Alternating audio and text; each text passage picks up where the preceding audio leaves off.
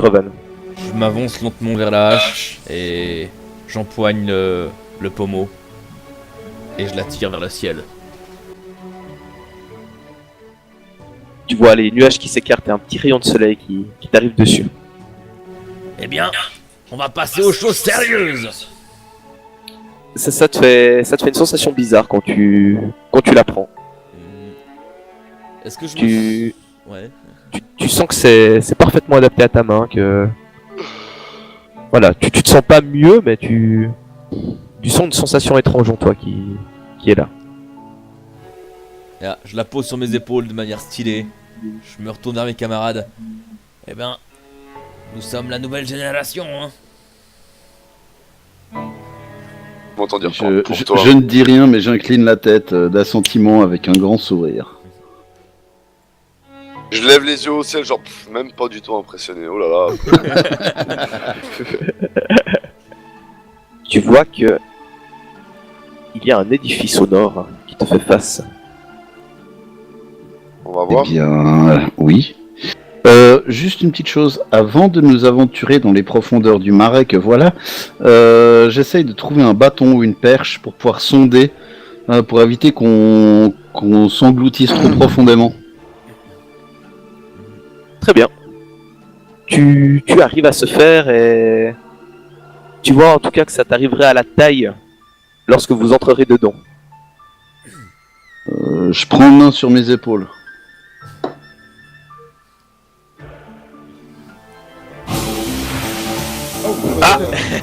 J'esquive. Devant vous sort une créature monstrueuse. Comme ça. Et vous voyez ceci sortir, la fameuse I. Une des têtes se détend quand elle s'approche de vous. On Une jette tête l'initiative, va essayer de te mordre. Après le tour de surprise, ouais. Et elle te rate. Jetez tous l'initiative. Roman, que fais-tu? Anton, et tu vas tomber à l'eau. Ok. Est-ce qu'on est loin de la baraque encore? Donc, tu dis qu'il est tombé à l'eau? Non, il est en train de tomber à l'eau. Ah, Parce que vous avez esquivé le coup de tête et puis... Est-ce qu'on est loin de la baraque? ouais, là, ça doit quand même faire une dizaine de mètres, voire une quinzaine, jusqu'à la baraque. Est-ce que j'arrive à nous équilibrer pour éviter qu'on tombe dans l'eau? Tu pourras... Ouais, tu peux, vas-y. Bah, Roman va le faire plutôt. Fais un jet de Dex ou d'acrobatie, parce que vous t'es le meilleur. Ce sera probablement pas acrobatie. Ouais. Je fais déjà Dex sur l'essai de niveau. Ok, t'es toujours dessus. Que fais-tu? Si je me propulse depuis l'épaule d'Anton, je pense que ça va me faire du mal. Anton. Mais non! Ah. Ça dépend si tu te propulses normalement ou si tu te propulses avec ta jambe. Et est-ce que je peux l'aider en prenant son pied propulseur et en poussant le pied propulseur vers le haut en même temps qu'il se propulse? J'aime bien l'idée. Une courte échelle, quoi. T'es pas censé savoir ce qu'il va faire en fait. C'est pas faux, c'est pas faux. Mais je veux dire, il a commencé à vibrer, je vibre depuis un moment, tu vois, je sais pas. Alors vas-y, fais-moi un jet de réflexe puis on verra si tu peux ou pas. C'est- Alors Roman, fais-moi un jet de propulseur s'il te plaît. Et ça décolle bien. Tu n'arrives pas au-dessus des têtes, mais tu peux choisir une des têtes pour essayer de l'attaquer si tu le désires. Non, je vais pas abuser. Non, non, si je viserais plutôt le corps à ce moment-là en tombant. Tu es loin du corps et le corps est sous l'eau. Ok, alors déjà je vais m'attaquer à une tête, ça lui fera du mal. Ouais. Je vais essayer de découper une tête. Vas-y, Est-ce- tu me donnes le canal de chat, c'est pas grave. Non. Ouais, je la maîtrise vraiment pas cette vache pour le moment. Ah, effectivement, tu vois qu'elle n'est pas très coupante.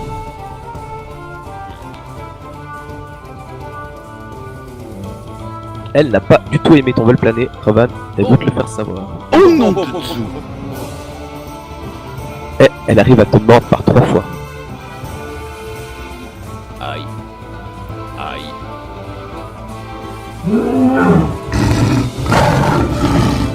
Et aïe.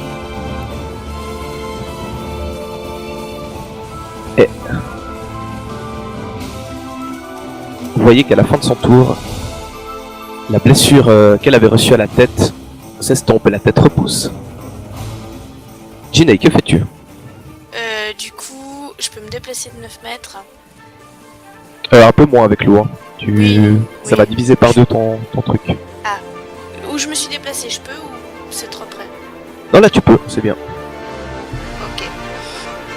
Alors, je vais me déplacer de ce que je peux. Je vais siffler le plus fort que je peux pour attirer son attention. Et si je vois que les têtes se tournent vers moi, j'utilise la poudre flash. Alors fais-moi un jet de sifflement. Ça se fait avec quoi? Charisme. Charisme. Ok. Oh.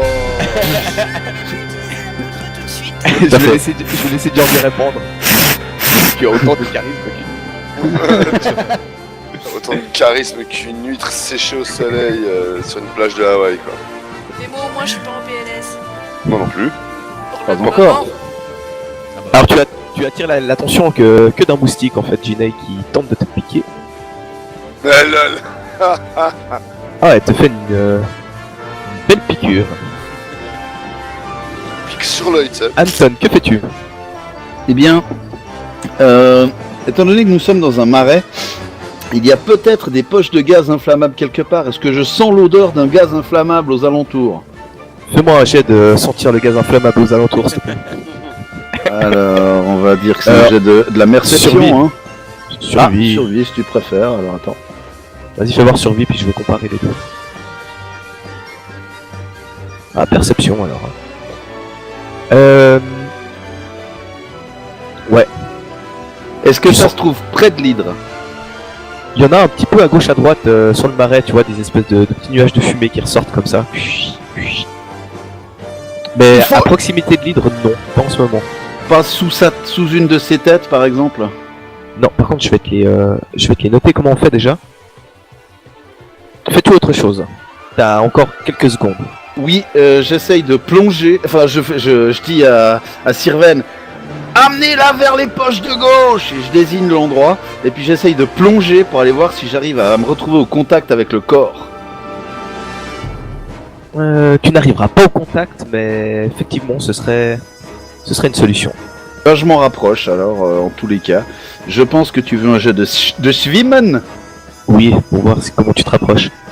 Voilà, c'est comme je disais, tu vois pas grand chose, mais tu distingues quelque chose. Sirven, Je réflexionne. Je peux me déplacer jusqu'où? En direction des poches de gauche. celle qui est derrière toi, t'arriverais en nageant, t'arriverais à l'atteindre à ce tour-ci, juste pas, mais tu serais prêt. Puis les autres, tu les atteindrais pas à ce tour-ci. Ok. Est-ce que je l'amène à gauche ou à droite? Pas à gauche, hein. Il y en a plus.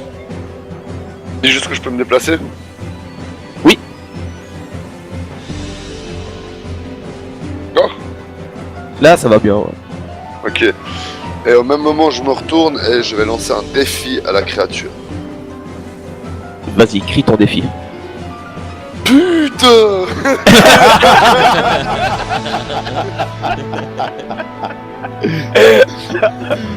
Oh putain, j'avais oublié que je t'avais demandé ça. Est-ce qu'il y a une tête qui me regarde? Bien sûr, ouais. Je la regarde en temps, j'ai dit putain! je dis pas ça, je dis hé! Ville créature des marais! Viens te battre contre le tronc vivant! Contre la force pure! Approche! Putain! Bon, bah, que fais-tu? Tu vois l'hydre qui a retourné toutes ses têtes en direction de Sirven et qui ne fait plus beaucoup attention à toi. Je vais me diriger vers la baraque. Alors t'étais déjà à moitié dans la flotte, donc tu pourrais éventuellement nager à moins que tu... Si je nage, est-ce que je pense que j'arriverai jusqu'à la baraque ou pas? Non. Ok. Si je nage et que je me retrouve derrière la créature, est-ce que je peux tenter d'utiliser mon pied propulseur pour me propulser plus rapidement vers la baraque en nageant? Ouais, tu peux tout à fait essayer de l'utiliser Alors, je vais pour faire gagner ça. un petit peu de distance. Voilà, en fait, je vais me foutre dans le dos de la créature et puis jouer au missile, quoi. Ok, tu peux parce que la créature a totalement t'as totalement oublié, t'aurais même eu une attaque d'opportunité si tu t'avais désiré faire autre chose. Ouais, mais Mais dans l'eau, je pense pas que je pourrais attaquer. C'est trop- c'est compliqué, mais voilà. En tout cas, t'as fait ton choix. Vas-y, fais ton choix propulseur. Ton choix propulseur. Ton pied propulseur. Gauche ou droite, je vais tout droit. Et tu arrives à proximité de l'escalier qui conduit à la baraque. Ça va tellement tomber du ciel ce soir. Lidrel avance, en tout cas, vous voyez ses têtes avancer et quelque chose remuer dans l'eau. Et ça s'approche de Sirven, et c'est pas content. Ça va faire la chance.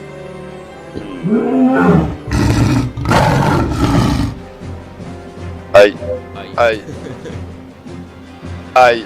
Ah, bah elle te touche quand même 3 fois. J'ai beau tu être vois matinal. Les têtes qui se déchaînent et puis qui viennent te mordiller, te râper, te couper 3 fois de suite. T'infligeant de sévères dégâts. J'ai beau être matinal. J'ai mal. Et vous voyez de nouveau la créature briller comme si elle se purifiait d'elle-même. Bah écoute, si je peux me diriger jusque vers l'endroit où j'estime qu'est le corps,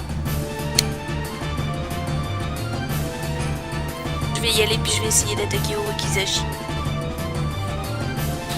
Alors vas-y, tu peux, mais tu fais ton Wakizashi à moins 2 s'il te plaît. Facile. En tâtonnant, tu arrives à trancher quelque chose. Et tu vois une des têtes se retourner vers toi pour ensuite directement se retourner de nouveau vers Sirven. Ça lui a fait mal. Anton, que fais-tu? Alors, je vais aller au contact du corps du bestiau. Je vais lancer mon pouvoir naturel pour faire briller, comme le jour, une de mes dagues. Enfin, la dague que j'ai, pardon. Et je la plante dans le corps, de sorte à ce que le corps soit lumineux et qu'on puisse le voir. Alors, fais-moi un jet de dextérité à moins 2 aussi. Est-ce que je peux utiliser ma compétence en dague ou c'est strictement dextérité? Là, c'est dextérité parce qu'il s'agit de percer l'eau, d'avoir assez de vitesse, de puissance, de précision. Attends, j'ai quoi. pas fait le moins 2. Donc c'est 14. 14, je vais juste voir un truc. Ouais, tu arrives à empaler le corps. Bah, je laisse la dague lumineuse dedans, de sorte à ce qu'on puisse voir le corps. Et ça lui fait quand même quelques blessures que je lui ai mises. Sirven, que fais-tu? Je voulais m'approcher le plus possible des poches aussi, mais pareil, je vais déclencher une attaque d'opportunité si je fais ça aussi. Tu peux essayer de te faufiler sous ses têtes pour attaquer. Ouais, mais c'est ce que je vais essayer de faire. Je vais frapper. Je vais frapper. De toute façon, tu es de toute façon exposé. Donc, Ouais. Ou j'aurais mieux fait de rien faire éventuellement. C'est quand même incroyable le manque de bol que j'ai, quoi. Putain, mais c'est pas possible. C'est le cas de le dire. Oh, c'est putain. incroyable. Ah non, t'as vraiment pas de bol en fait, parce que... Parce qu'elle a fait un critique, elle, bien évidemment. C'est abusé, sérieusement. Et je pense statistiquement, personne n'a fait autant d'échecs critiques que moi sur nos 2 aventures. Je pense. Ah ouais, Fils de pute, mec. Ah, elle t'a touché que 2 fois. ça va. Ouais, mais j'aurais mieux fait de caster ma Mage Armor, quoi. Avec 2 fois, je suis déjà plus de midlife, hein. Rovan, que fais-tu? Je pourrais courir jusqu'où dans l'escalier si je prenais tout mon temps, enfin si je prenais mon tour. Tu arriverais à monter à peu près jusqu'ici, tu pourrais monter. Ok. Alors c'est ce que je vais faire. Et pendant ça, je vais préparer ma hache que je connais bien, car je sens que je connais pas ma nouvelle hache. Je vais la préparer dans mes mains, tout en criant. Alors. Tout en criant à Anton. C'est dans l'eau, et dans l'eau il faut taper très fort. Compris.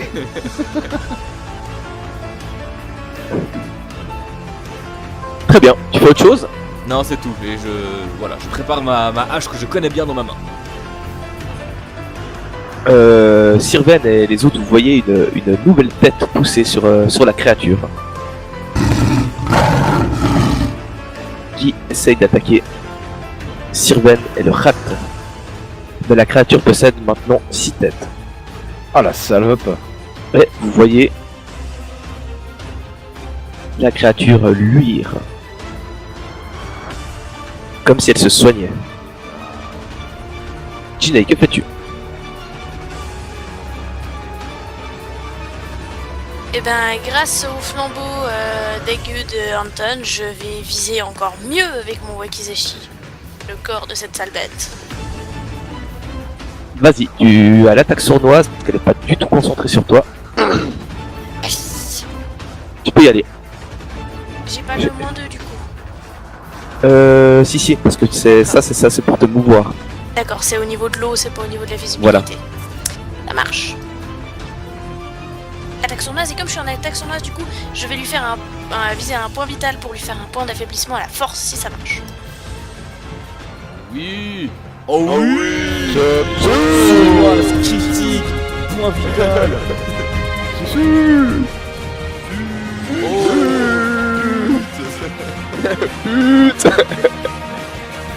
Alors, Ça, c'est attaque sournoise. Oh oui. Bam 31 dans sa geôle. la créature hurle. Tu lui as mis une rafale du coup dévastatrice, en perçant l'eau comme personne. Et ça lui a fait big mal, comme on dit dans le jargon. Pygmalion, comme on dit chez les politiciens. Mais je vais lui mettre son petit malus. Anton, que fais-tu? Eh bien, vu que je suis toujours à peu près au contact, je vais me coller au contact de la créature. Je vais essayer de me tenir à la dague que j'ai plantée et lui bourrer de coups le flanc avec les lames de mon ceste sorti. Plus 2. Donc ça s'annule, ça fait 0. Donc, Flurry of Blows sur le flanc de la gueule de cette pute de corps d'hydra de merde. Ta ta ta ta ta.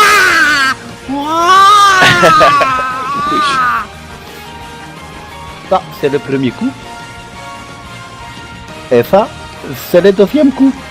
Et c'est toute la merde. Oh non. Ah, beau. Et au moment où tu lui mets le dernier coup dans les flancs, vous voyez les têtes qui commencent à bouger dans tous les sens et qui s'écroulent dans l'eau. Oh, je suis déçu. Alors déjà, je tiens à préciser que pour l'hydre, on m'avait parlé d'un combat, on m'a dit viens voir, il y aura un combat, moi j'ai vu une boucherie. Bon. C'est juste, j'avoue. En même temps, j'avais pas prévu qu'elle se prenne 37 dans la gueule, tu vois ce que je veux dire?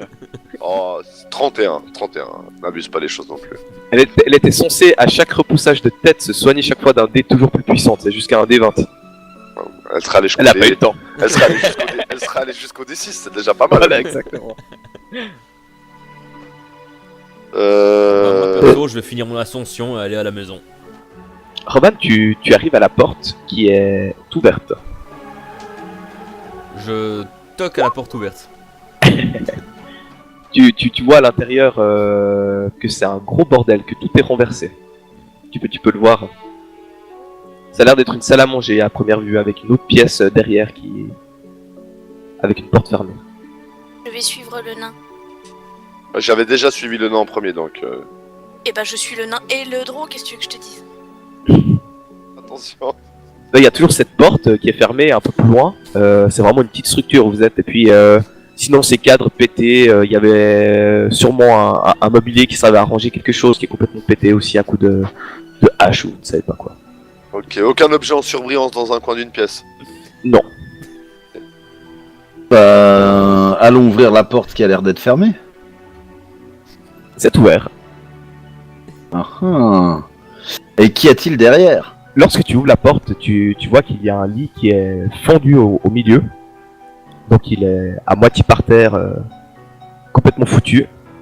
Il n'y a pas de drap, il n'y a pas de...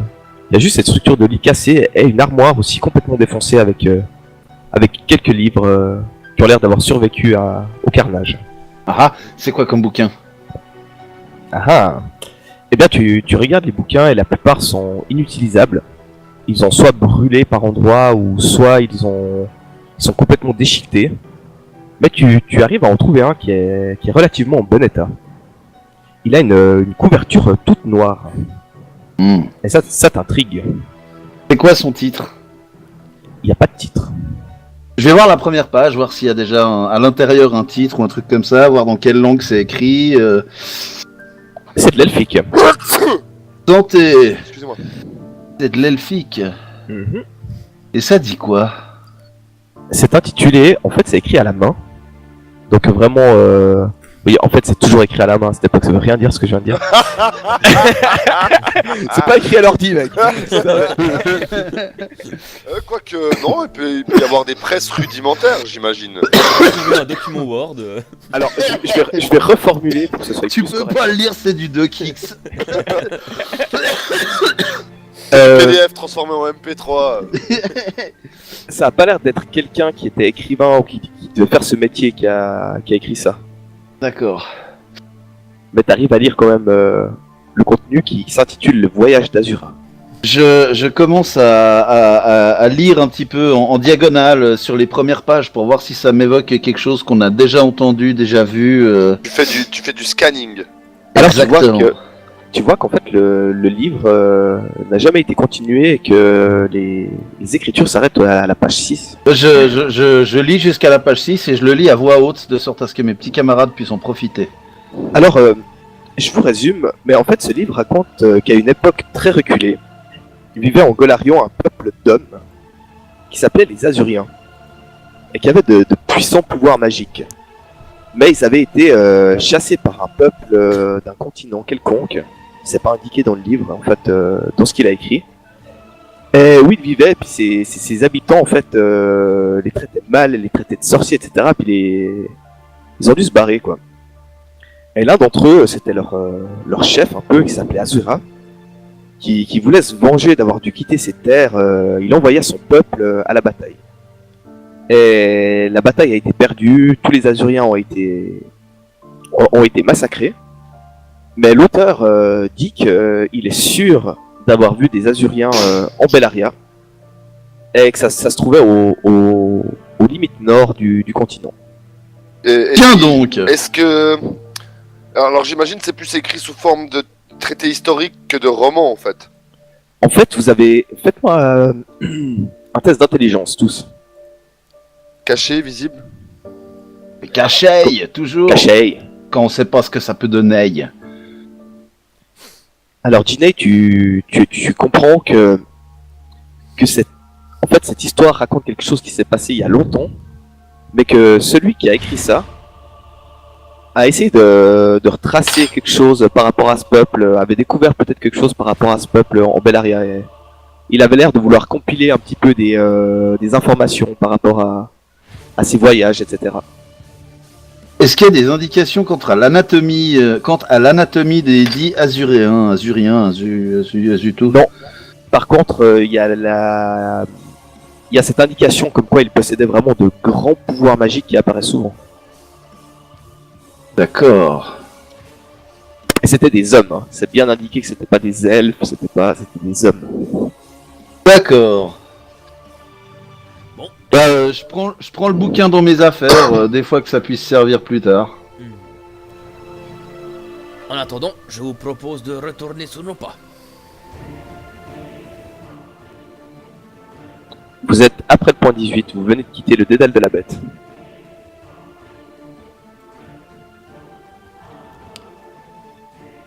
Mhm. Et donc 18 c'est le dédale de la bête, c'est ça? Tout à fait. C'est cette partie au nord là qui est... Et nous, faudrait qu'on aille en direction de 15. Effectivement. Est-ce qu'on arrive à s'orienter ici? Quels sont les prochains points topographiques éminents? Genre là, il y a une colline dont on peut se servir comme repère. Là-bas, il y a un grand pic machin ou ce genre de truc. Alors il faudrait effectivement que vous montiez un petit peu sur les dernières collines qui sont sur votre droite. Et puis que vous gagnez un petit peu de hauteur pour vous faire une idée plus précise. Je pense qu'on va ça faire. Ouais, et puis on Alors, reposera un petit moment pour les collines histoire de manger un truc, se repérer, se débarbouiller. Ouais, puis éventuellement soigner le samouraï qui a quand même 33 dégâts. Oh, mais ça, il a l'habitude. Enfin, je Bon, veux dire, Alors, il est ça- quelle heure là? Il est à peu près. 11h du matin, il a dit. Ah, ok. Et puis j'allais dire que donc ça vous prend une quinzaine de minutes pour monter. Vous avez réussi à vous nettoyer avec les quelques sources d'eau que vous avez pu trouver.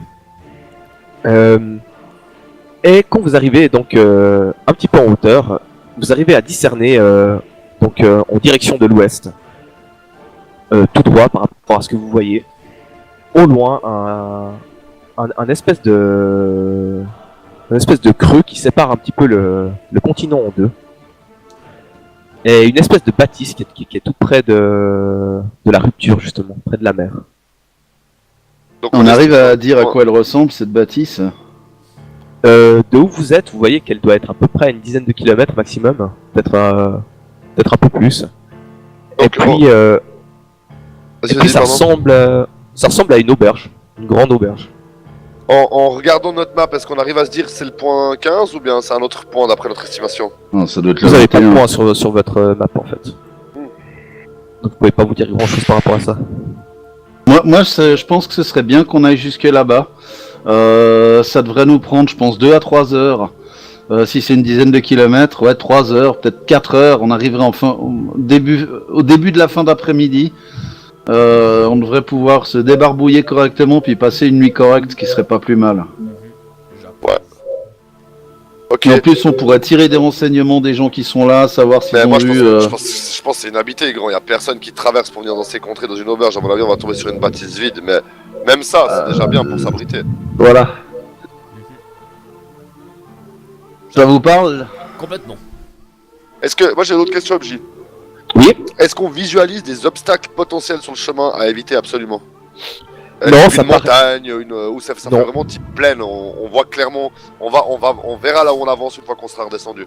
Exactement, ça va jusqu'à un moment où le continent se rapproche vraiment et ça donne sur cette rupture et puis en fait le continent a l'air de continuer plus loin en fait, mais il y a quand même Il y a la rupture quoi. il y a un bout de mer quand même. Ok. Bah écoute, alors avançons le plus loin possible là où nos jambes peuvent nous porter.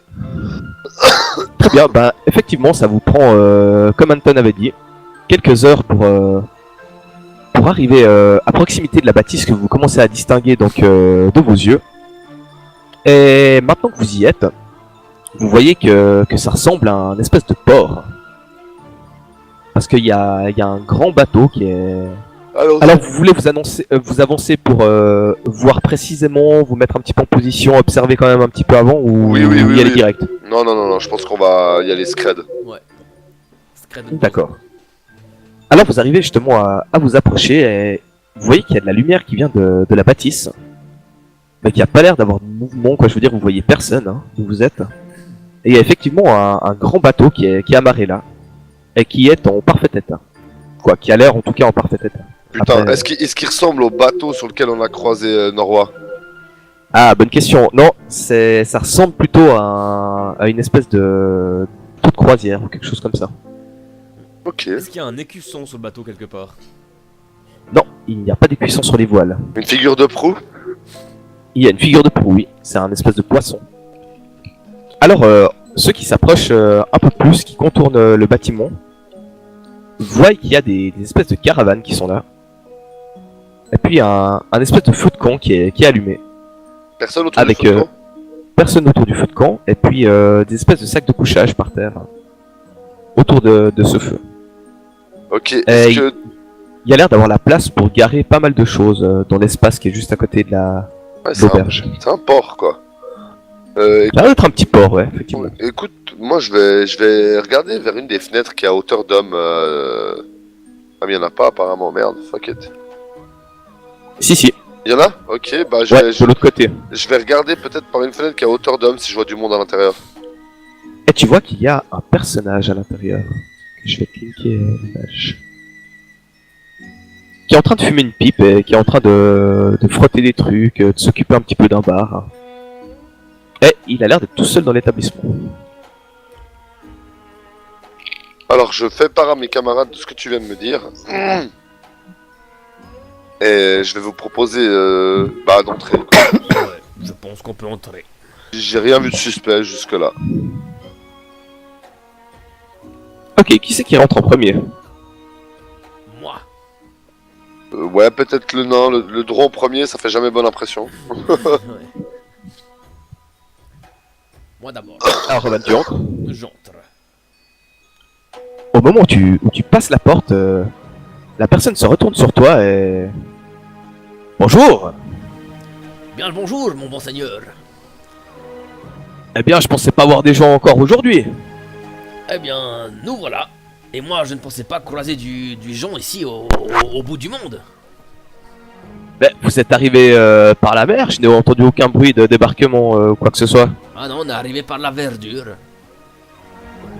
Par la forêt? Et puis Ouais. là, au même moment, je rentre derrière Rovan à ce moment-là.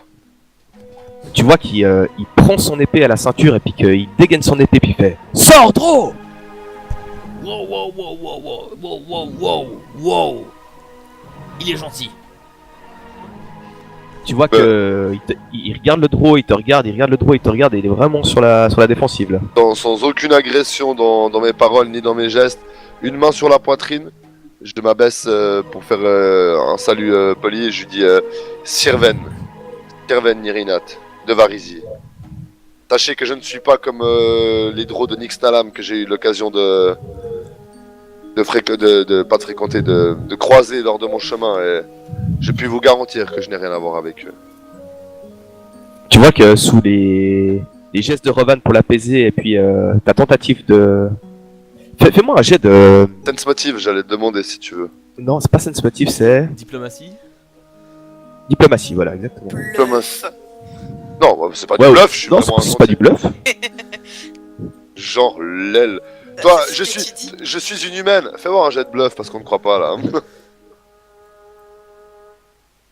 Eh ben, tu vois directement qu'il il remet son épée dans son fourreau, garde la main quand même sur le pommeau, et puis se redresse et dit excusez-moi, je me suis fait attaquer une fois par les drôles de Nixnalam, comme vous le dites, et j'ai vraiment cru que vous en étiez. Hein. J'ai l'habitude de déclencher ce genre de réaction depuis les quelques temps que je vagabonde sur ce continent. Et je ne suis absolument ni choqué, ni outré, ni surpris par votre réaction. Sachez que c'est le lot quotidien d'être un drôle en Bellaria. Mais je puis vous assurer que je suis tout sauf quelqu'un qui est comme les drôles de Nixnalam. Je ne suis qu'un simple voyageur qui cherche son chemin. Eh bien, me voilà rassuré, mais ça ne répond pas toujours à ma question. Vous êtes venu par la forêt? Ouais, ouais. Affirmatif. Mais personne ne vient par la forêt, à part ce capitaine de Horde d'Emeraude il y a 2 jours et ces guignols que j'ai dû transporter sur l'autre partie du continent, mais Ah. j'ai jamais vu en 10-20 ans quelqu'un venir Ah, ici et attendez, venir de la attendez. forêt qui n'était pas un elfe. Attendez, Anton ouvre des yeux gros comme des soucoupes volantes. et voilà, dans ma tête, je me dis putain, ils ont trop d'avance. Et je le regarde et je lui dis il y a combien de temps qu'ils sont passés, Qui ça? l'ordre d'Emeraude? 2 jours. 2 jours. Et Ouais. là, je murmure, tu sais, enfin, à limite à voix haute. Ils ont donc 2 jours d'avance. Ils sont arrivés là en gueulant, en me donnant des ordres, comme quoi fallait que je me dépêche, qu'ils avaient perdu plein de monde de la forêt, qu'il y avait eu une bataille, je sais pas quoi. Ils étaient une 50aine avec leur capitaine à la con là, puis je les ai emmenés de l'autre côté quoi. Hein. J'ai pas trop eu le choix. Metagame, il s'appelle déjà comment le capitaine? Truno. Pruno. Prune, ouais. Je lui demande si c'est ce capitaine-là, vraiment. Ouais, le capitaine Trudeau, je crois que c'était bien ça, de Lord Benbro, tu crois, un espèce de général, j'ai pas trop compris. Et là, vous Mais, entendez tous une sorte de grincement. Et quand vous vous retournez vers Anton, vous voyez que c'est ses mâchoires qui sont en train de faire. J'ai pas bien compris, parce que d'habitude, ils viennent avec leur propre vaisseau et en fait, passent par là pour contourner le vieux temple, tout au bout là-bas. Personne ne passe jamais par là-bas en bateau, mais ils coupent par ici pour rejoindre le sud du continent, mais cette fois-ci, ils sont arrivés de la forêt en poussant leurs ordres, leurs gueulantes, j'ai rien compris, quoi. Et maintenant que vous débarquez vous aussi, Écoutez, nous cherchons nous aussi à faire la traversée. Quand part la prochaine navette? bah écoutez, je fais pas souvent des navettes, hein, donc elle part un petit peu quand vous voulez, si vous y mettez le prix. Je me retourne vers mes camarades et je vais leur demander... Excusez-moi. Je vais leur demander, est-ce que vous pensez que nous avons besoin de repos ou est-ce que nous avons déjà bien trop perdu de temps avec ces 2 jours de retard que nous avons sur l'ordre d'émeraude? Bien trop perdu de temps. Ouais, Anton, on pourrait y aller. Combien de temps prend la traversée? Oh, de nuit, 2-3 heures, au lieu d'une. Il faut que je fasse attention aux écueils. c'est toujours 3 heures de repos de gagner pour nous. Ouais. Écoutez, je n'ai pas envie d'être désobligeant comme le capitaine Trudeau, mais nous avons besoin de nous rendre de l'autre côté le plus rapidement possible. Serait-il possible pour vous de nous y emmener? Et, je lui montre une pièce d'or pour lui faire comprendre que je suis prêt à mettre le prix, quoi. Bien sûr, oui, pour 300 pièces d'or, je vous fais la traversée sans problème, mais je dois quand même vous demander, personne ne va jamais par là-bas, vous savez que c'est hanté. Hanté. C'est le lieu temple que vous voulez rejoindre, il n'y a que ça de l'autre côté, à part les mangroves et les serpents et Je crois qu'on les ne peut créatures malheureusement... aquatiques. Je crois qu'on ne peut malheureusement pas plus vous en dire sur le but de... Sur ce qui nous rend... je suis désolé, je suis fatigué. Hein. Sur ce qui fait que nous devons nous rendre là-bas. Mais par contre, je serais pas contre le fait si vous pouviez nous en dire plus sur ce que vous savez pendant le voyage. Mais là, monsieur, nous avons vraiment besoin de nous presser. Même pas manger un petit morceau, on y va? 350 pièces d'or si on part tout de suite.